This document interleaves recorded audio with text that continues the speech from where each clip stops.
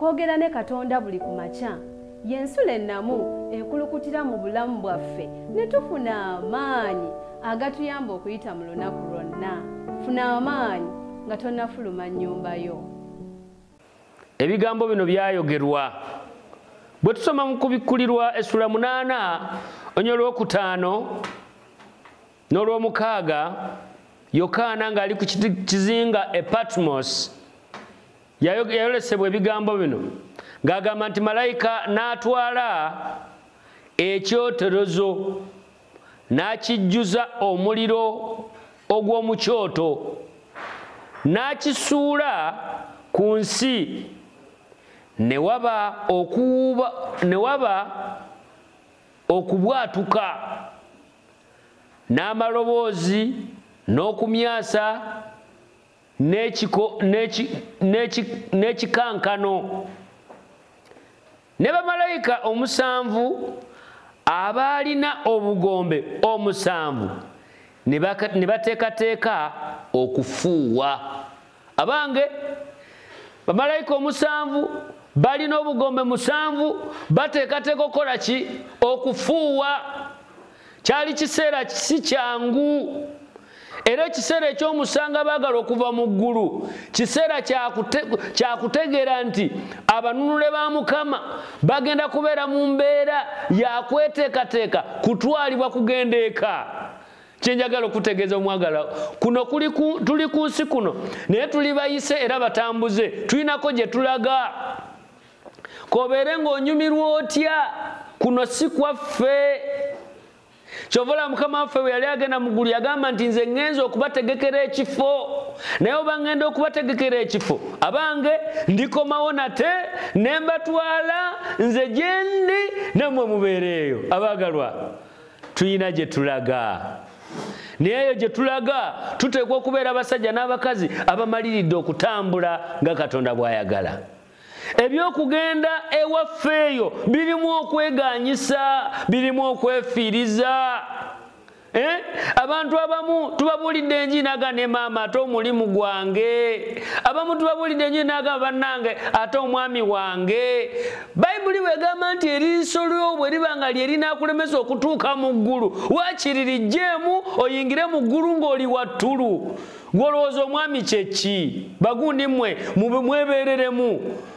Nze bwe nsoma Bayibuli ne ngamba nti amaaso go bye gatalabangako newankubadde okufumiitirizaako n'ebitayingiranga mu kutegeera kw'omuntu ebyo Mukama byategekedde abamwagala. Kati ekiba kisingeyo kabulangana omwami kasabeera ng'akulemesa kutuuka mu ggulu mwesonyiwe. Ne bwabeera girlfriend nga yagala kulemesa kutuuka mu ggulu kabulanganya girlfriend. Ne bwabeera boyfriend mute bw'abanga talina mulamwa. Bassebo ne banyabo tuyina gye tulaga. Tegedde mukwano. Era kyava agamba nti amakulu g'ekyoterezo ekyo kweyalinga okwetoloza obubaani. Nabagambye nti obubaani biseera ebyo abaana ba Isirayiri kwalinga kabonero ak'okuteekako okusaba kw'omuntu kusobole okutuuka eri Katonda. Era agamba nti kale olwo ekitegeeza ekyo ekyoterezo kyalinga kijju okujjuzibwako okukyoto ekyo kwe kwajjuzibwanga omuliro ogw'omu kyoto ne kisuulibwa ku nsi oba kibuuzo. Era agamba nti ako kaalinga kabonero ka musango olw'essaala z'abatukuvu. N'olw'ensonga eyo agamba nti bwe tuzzaayo amaaso mu byawandiikibwa omuliro lwe gwasuulibwa ku nsi kuno tulaba omusango nga gugwa ku Sodoma ne Gomora. Ekyaleetera Sodoma ne Gomora okwokebwa kyali kiki? Kubeera nga baava ku nteekateeka ya Katonda, ne bava ku mateeka ga Katonda, ne batandika okuwasa abasajja n'abasajja bannaabwe, ne bafumbirwa abakyala ne bakyala bannaabwe. Nze bwe ŋŋamba nti ekiseera kisembedde nnyo ne ku mulembe gwaffe guno abaagalwa, abantu batandise dda okuva mu by'okufumbirwa omukyala ne musajja. Kati abakyala bafumbirwa abakyala bannaabwe. Waliwo gwe nalaba nga ye yalabayo ggoonya gye yateekateeka okuwasa. Gundi mmwe Yesu anaatera okudda. Kati gwe tannakkiriza Yesu Kristo omuliro gugenda kukwokya. naawe weewuunye. Nze nno nkuweera amagezi, kkiriza Yesu Kristo osobole okuwona omuliro ogwagwa ku Sodoma ne Gomora. Era wano agamba nti omuliro okukka okuva mu ggulu kabonero ka musango abaagalwa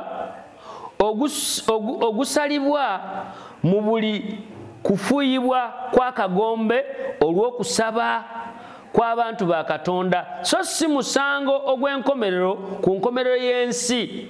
Nabagambye nti nno buli mulembe gubeera n'enkomekerezo yaagwo.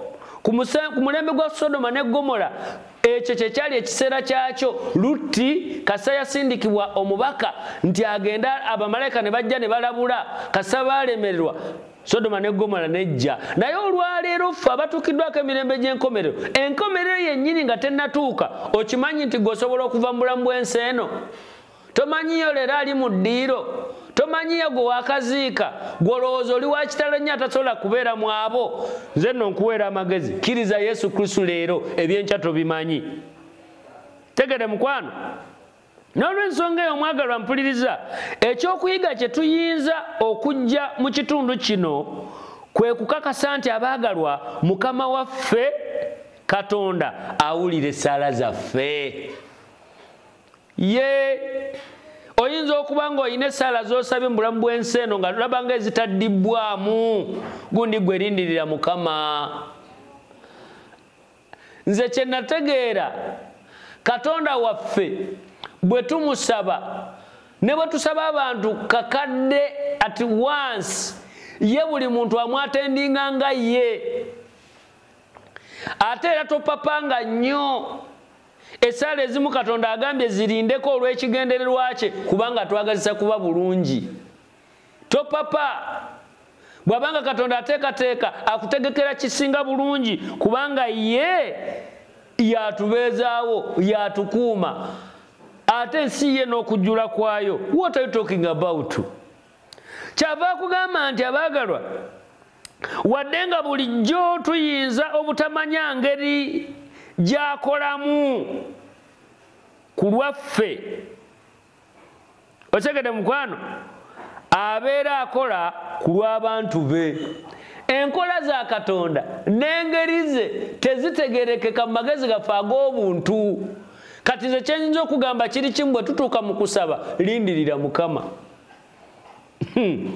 Mabegakawo nawulira omukyala yafumbirwa wa myaka 5, gw'olina myaka 3, myaka 28, owulira nga gw'oweddeyo.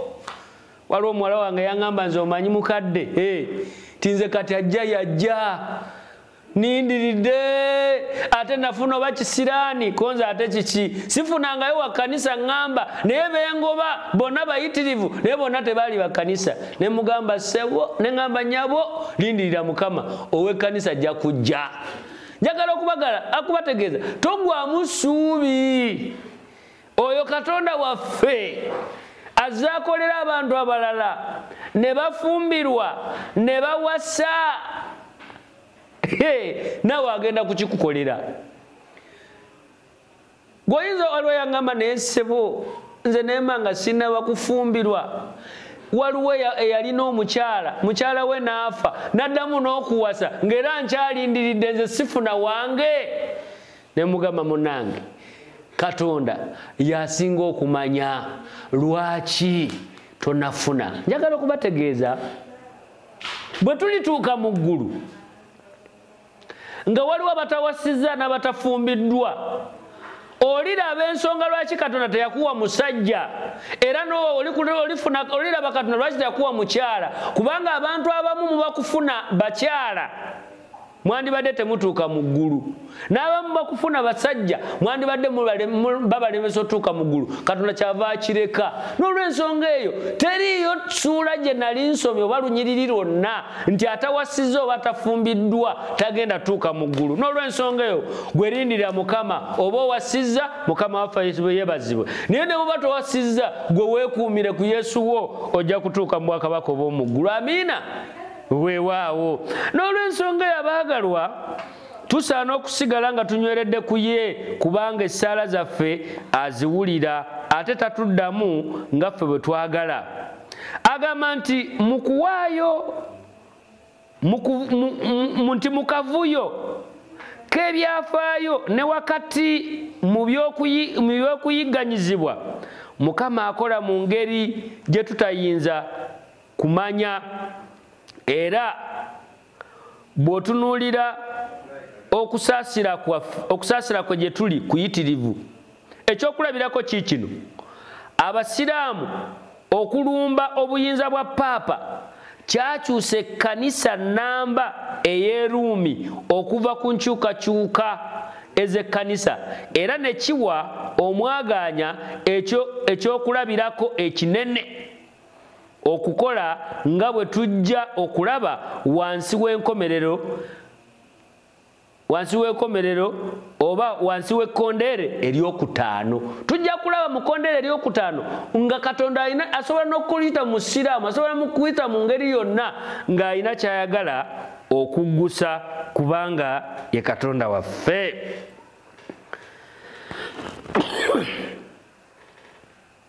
Bwe weetegereza omwagalwa,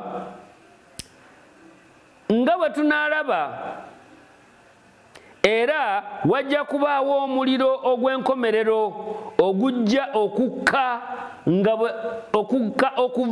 okuva ewa Katonda mu ggulu. Soma Kuva essula 2 onyola omwenda ogenda kwetegereza. Okuzikiriza ababi emirembe gyonna obutaddamu kuba balamu nate. Basebo ne banywa bino bye twogerako, abantu bonna abaganye okukkiriza Yesu Kristo bagenda kuzikirizibwa na muliro, baleme kuddamu kubeerawo nate. Kyova olaba bannange, ebyokugenda mu ggulu byalayisi nnyo, naye ebintu by'okuzikirira bigenda kubeera bikalubo ekiteetaagisa. Bwe weetegereza omukka ogw'okubonyaabonyezebwa kwabwe obutaddamu kuba balamu nate, omukka gw'okubonyaabonyezebwa kwabwe gunyooka emirembe n'emirembe. Soma Kuva ssula 14 onyole 11. Era ku ngeri gye baali basobola okwanjulirwa okuweebwa obulamu obutaggwaawo, ne babikkibwako omukka ogw'Omwana wa Katonda ataliiko bbala. Nti olwaleero ffe ekigenda okututaasa kubanga tugenda kubikkibwako omukka gw'Omwana wa Katonda talina bbala. Newankubadde olufunyiro, kyenva nkwegayira Mukama waffe, gwali eyatannakkiriza Yesu Kristo kubeera mulokozi wo, leero gwe mukisa gwokka gw'olina. Oweeyo obulamu bwo owona okufa okw'emirembe n'emirembe, kubanga Yesu Kristo bwe yafa twazzibwa mu kifaananyi nti bwe tumukkiriza tuba tuweereddwa omukisa ogw'okubeera abalamu emirembe n'emirembe. Era nga tumaliriza agamba nti kaakano tugenda kuyiga ku bugombo 7 ebyokulabirako eby'emisango gya Katonda egy'okweyongera mu byafaayo byonna ebisembayo okutuuka ku musango gwe ogw'omusanvu era ogw'enkomerero. Nti obugombe buno buzze bwogerwa naye nga butusongera ku climax y'omusango gwa Katonda lwe lunaku lwa Mukama waffe. Kyava agamba nti lujjanga mubbi, togenda kutegeera we lugenda kututuukirako. Gwe kyolina okukola, kye nnina okukola kwe kutambula nga ntambudde nga Katonda bw'ayagala. Nsaba eno ebeere essaala yo era nange ye yange. Agamba nti omulamuzi omutuukirivu wadde nga gwansinga dda olw'omusango gw'ekibi, naye nkwebaza olw'ekisonyiwo kye wampa okuyita mu musaayi gwa Yesu Kristo. Amiina. Abagalwa, omusango gwo gwali gwatusinga dda. Kasita bakadde baffe Adamu ne Kaawa baalemwa okubeera abawulize ne gutusinga, naye olw'omusaayi gw'Omwana wa Yesu Kristo ate twaddamu ne tuweebwa omukisa. Kati omukisa ogwo bw'onooguzannyisa kati ka kibiriiti, kagenda kusikirako otandika okumagamaga ng'okwata ebisubi ffe nga tutuuse mu ggulu. Saa Mukama Katonda akuyambe nnyabo, naawe sseba mpuliriza osobole okubeera mu abo abagenda okuwangula, basobole okubikkibwako omukka gwa Yesu Kristo, omusaayi gwa Yesu Kristo, twesogge eggulu. Mwana tunaffe tugambe nti Mukama waffe weebale. Nsaba nga tumaliriza osobola okweyongerayo n'osoma ku bigambo bino ebiri mu Kyabaleevi essula 10 olunya olusooka mpaka ku lw'ekkumi. Ogende n'eri nnabbi Ezeekeri alina ensonga gy'ayogera era okwongera okunyweza mu Ezeekeri essula 10 olunya olwokubiri mpaka ku lw'omusanvu. Nze olw'obudde ngenda kusomerako Peetero ekyokubiri essula 2 olunyiriri lwa 6. Olw'omukaaga agamba bw'ati: kuba obanga Katonda teyasonyiwa bamalayika bwe bayonoona naye n'abasuula. Olw'omukaaga agamba nti era bwe yasaasira ebibuga Sodoma ne Gomora era bwe yasirisa ekibuga Sodoma ne Gomora n'abisalira omusango ng'abizikiriza ng'afuula ekyokulabirako eri abo abatatya Katonda. Bassebo ne banyabo, Katonda nga bw'ataasobola kusaasira Sodoma ne Gomora, n'abo be tubuulidde enjiri ne bagaana okutya Katonda, ne bagaana okukuma olunaku lwa Ssabbiiti, olunaku lw'omusanvu olwa Satadde, bo ne balowooza waliwo eyaŋŋamba nti nze bwe mbala okuva ku Mande okutuuka ku Mande musanvu, okuva ku Friday okutuuka Friday ezo musanvu, okuva Sande okutuuka Sande ezo musanvu. Weebale eggadi y'okulw'omukaaga okutali nnyama, ezo musanvu zizo, naye ezo olwa Mukama lwa Saturday the 7th of the week. Kati abo bonna abagaanye okutambulira mu mateeka ga Katonda bagenda kusirisibwa nga Sodoma ne Gomora bwe yasirisibwa. Saa Mukama Katonda akumpeera omukisa n'ebigambo ebyo nkubwa Yesu Kristo Mukama waffe. Amiina. Katwebaze. Katonda waffe omwagalwa nannyini ggulu n'ensi, weebala olw'omukisa gw'otuwadde ku pulogulaamu yaffe n'ensula ey'enkya ku 3ABN TV yaffe Uganda. Weebala olw'abantu bonna abagenda okubeera ku mikutu egy'enjawulo n'abatulaba kati abatulaba mu live ku TV eno. Mukama buli omu omuwa omukisa, naye okusingira ddala ebigambo bino obigaziye mu bulamu bwa buli muddu ne mu magezi gaabwe n'okutegeera bitegeerekeke. Oluvannyuma lw'okutegereka buli muntu abiteeke mu nkola. Okusingira ddala tutambule nga bw'oyagala ku nkomero bw'oli bulabiseko ku biro eby'eggulu, ffenna otusabe nga twetesese okwaniza ku nnyanja endebirwamu.